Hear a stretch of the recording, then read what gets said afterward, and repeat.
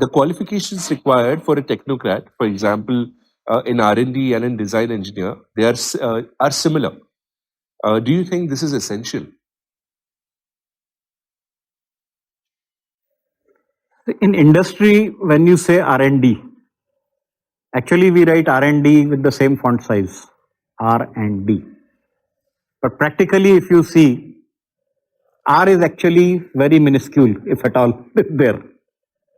It is D which is much bigger.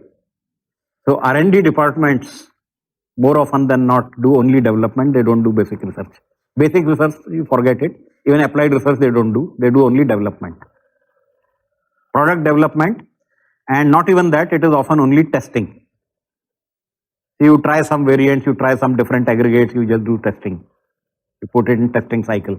That is the job of R&D more often than not. It's not basic research what is done in universities and institutions, not basic engineering research.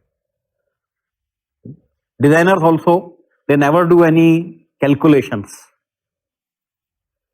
They just draw the CAD model, cut and paste on the screen and build up virtually an assembly based on the standards that are available. There is no engineering calculation or engineering fundamentals involved usually in design. They follow thumb rules. And they churn out CAD models and drawings, and that's their outcome. So the academic element is actually sorely lacking in most design departments. There is no academic element, not much. Beyond the terminology, nothing much. No basic engineering concepts are much used. It is mostly applied things. Okay, pick up this block, fix it, pick up this block, fix it. Marry their specifications, that's it. That is design. And research is only development, basically. Testing and development. In that sense, they are also not research per se.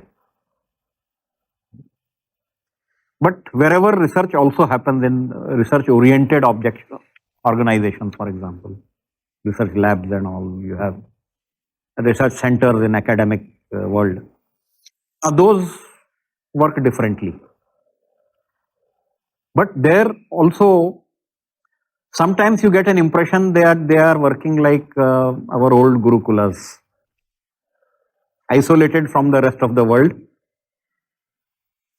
They are in their own world, and academicians have developed their own language for themselves by themselves, employing a lot of arithmetic, God knows for why. Okay. So they have some jargon which they only understand. It's like making something very latest so that it is cut off from the masses.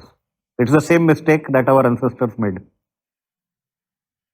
by isolating it from the masses, making it elitist, isolated from the society.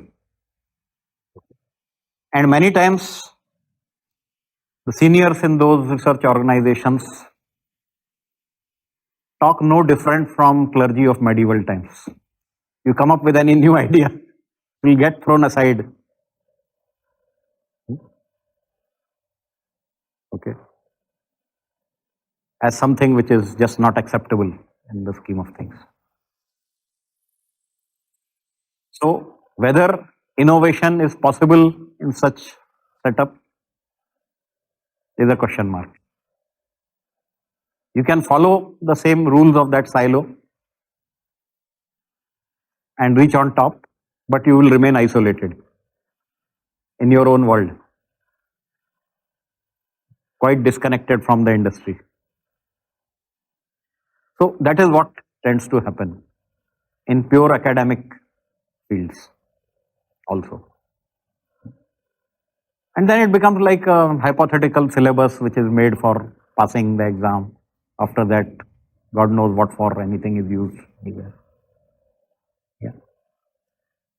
So that grand isolation comes between academics and actual day-to-day life in industry.